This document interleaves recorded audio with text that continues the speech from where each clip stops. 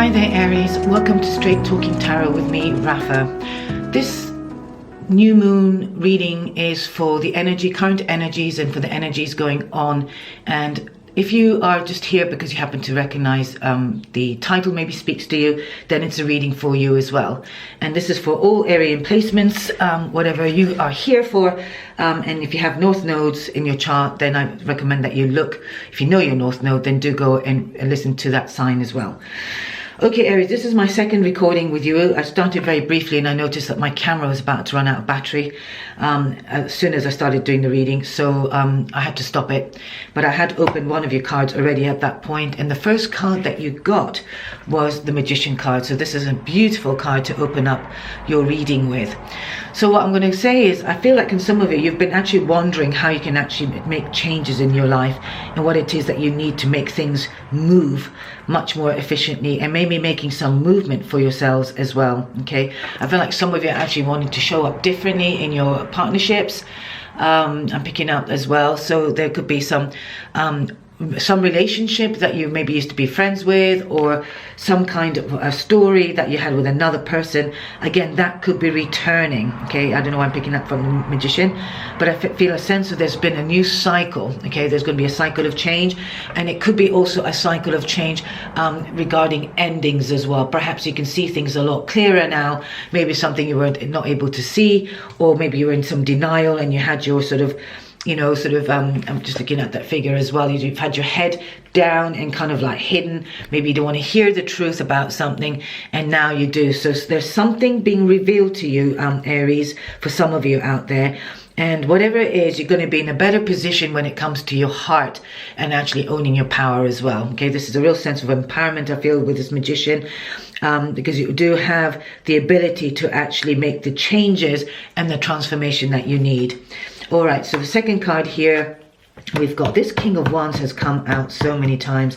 I'm going to open all four. Okay, wow, nice. Okay, so there could be definitely a change in relationship dynamic. I'm just going to jump straight ahead to the two final cards here, because we've got the King of Wands and the Queen of Wands. Okay, so this is also a fire sign, element. All right, as in, the wands are a fire sign, and you are either going to be completely in union with yourself, male and female aspect of yourself, or you're definitely going to meet your other half, or your other divine company. I don't like to say the other half, but your other self. Okay, your other partner, the partner that can maybe join forces with you, because we've got the Queen of Wands and the King of Wands, both of them mature than the Page and the Knight, of course. And then the Aleister Crowley deck, it's actually the Princess rather than the Page as well. But it is basically a time for you to actually really check in with the ability to find what lights you up, both in terms of your passion and your calling, I would say, as well. All right, I feel like in some way trying to avoid negative people, or it could be your own mind here as well. I've got the Seven of Swords. Seven of Swords often is a card of futility. It's like you're thinking things through, or maybe you're making things up in your mind. Not like the Nine of Wands. Okay, the Nine of Wands is a worry card. Okay, they're really worrying. This one is not worry. This one is actually quite sort of, negative, in the sense that there's too much noise in the head, and perhaps your self-sabotage or your doubt is creating a situation, or you've become aware that this is what you have been doing. It's really important, I feel, that's for some of you as well. You definitely people behind that are actually backstabbing you, or maybe not even having your interest at heart. So be very, very discerning. To me, the Magician card is also the card of discernment, the wise man. Okay, so use your gained wisdom to be able to actually discern who needs to stay and who needs to go.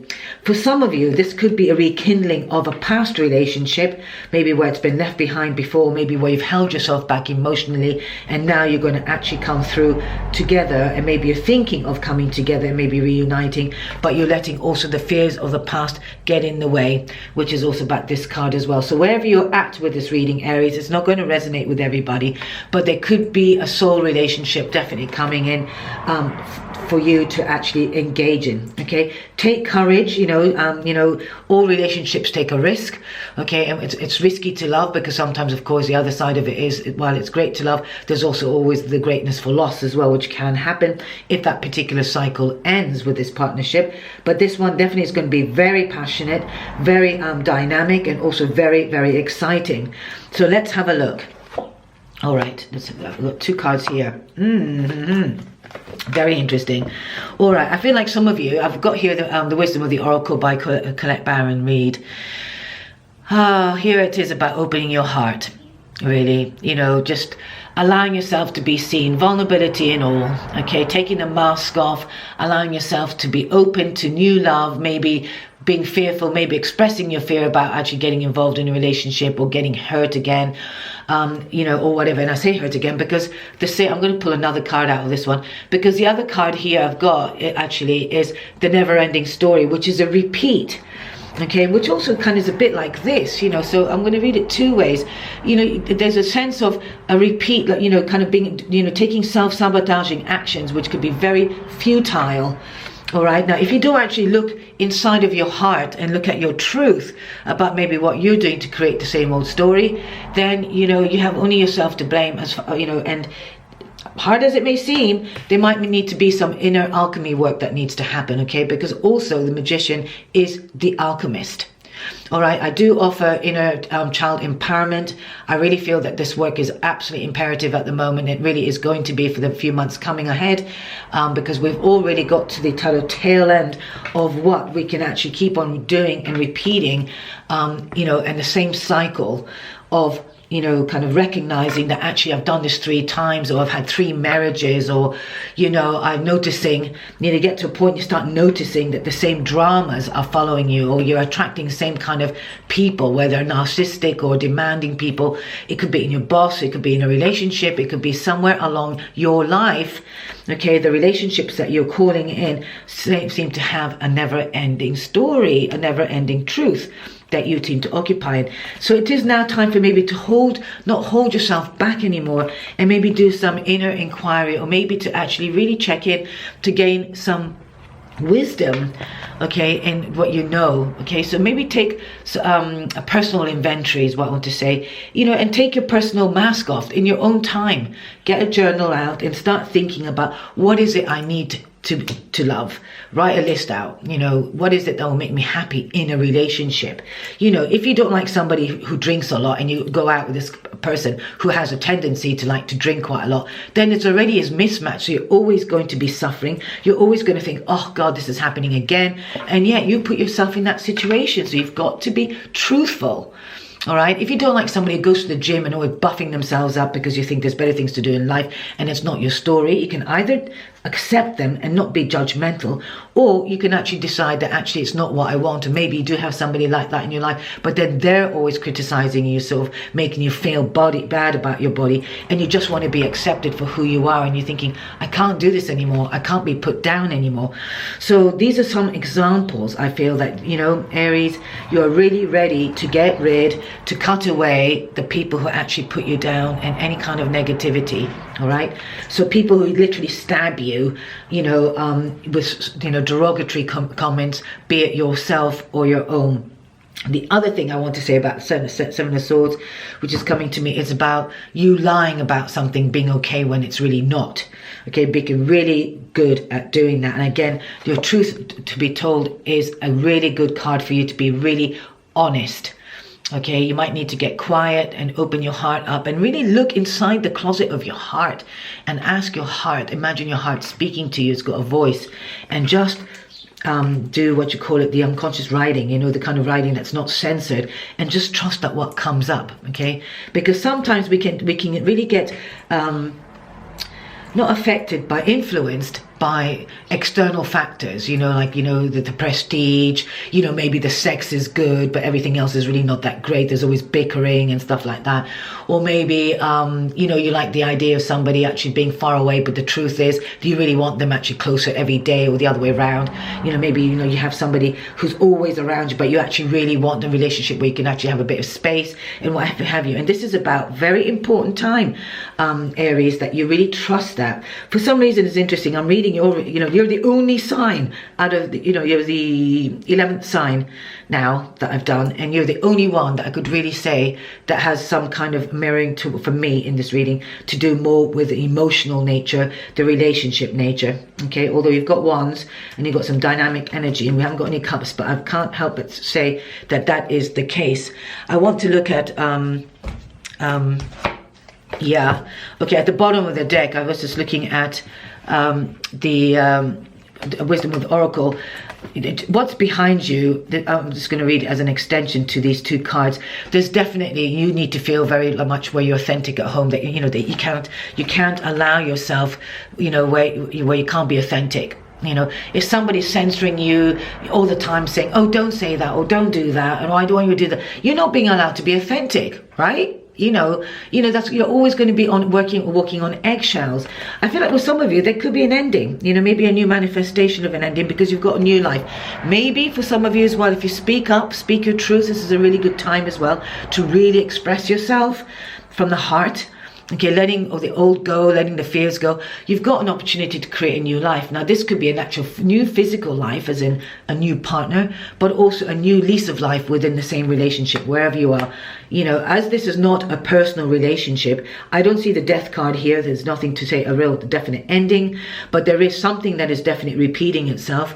And I really feel like here, because look, we've got the to be fair card as well, and the soulmates card. So definitely something needs to shift for you guys, okay? Because you have the potential to be in a great relationship, somebody who can really recognize you, somebody who can really unlock the key, but perhaps you're stuck in a situation or in a relationship where there's a constant pattern with somebody, and the relationship is imbalanced. All right, so you need to take, this message is maybe for the one person even, you need to take a true, honest inventory of your relationship and what it is you want. And this could also say in relationships now, moving on to a working relationship or partnership or friendships as well. Take an honest inventory of what feels fair to you, okay? Because it is really now time, and you've been thinking about this, to create a new life for yourself, as in, something new. You cannot keep on doing what you've been doing, because it is very tiring. You only get as tired, fed up with yourself when you get there, okay? Nobody can tell you that. I mean, some people can stay way past its sell-by date, or abuse or aggression in relationships as well, and you can think, oh my God, what? Well, why don't you just get out? But if they can't see that in themselves, because their patterning is about being abused and actually criticized as a youngster, as a child, your insides, your programming believes that it's not worthy, all right, and you'll end up staying there till it actually becomes so unbearable, and you can only move forward, make the changes in your life when you're ready. But coming back to the reading, I think there is some kind of really new dynamic energy, and then this is what you can have, okay? This really incredible, passionate, dynamic partnering, both male and female, two people coming together, okay? And this is what you want to be aiming for. For some of you, you might find that the relationship has changed into this dynamic as well, or moving forward and moving on. Maybe you've taken the courage to actually take action, either move through things or actually ground some truths for yourselves, okay? And starting to move into much warmer pastures that are actually much more, I keep on using the word dynamic, but I feel like intuitively you know what you need to do, all right, Aries, and I'm speaking to somebody out there, that, you do have the answers in your own being and your own awareness. All right. I think with some of you as well, there's going to be some kind of news that's coming in that could be very exciting as well. So pay attention to that. And that could actually also take you to a new possibility. Okay. For some of you, it could be joining forces as well, and maybe coming to buy a house together or move in together, and maybe, sort of share the load, possibly of traveling, or definitely making a new way of being, okay? A new form of arrangements, okay? And it is going to come a place from love, and it must come from a place of love. If it's not coming from a place of love, then I suggest that you're, again, lying to yourself. It's really important that you're absolutely true, and whoever you're looking at, whoever you're wanting to manifest, actually provides you with exactly what it is that you want. All right, Aries, I'm just going to leave this particular reading here. I'm going to go for the Soul Helper Oracle deck. All right, and let's see what's to come out to maybe clarify or give you another deeper message. Let's have a look.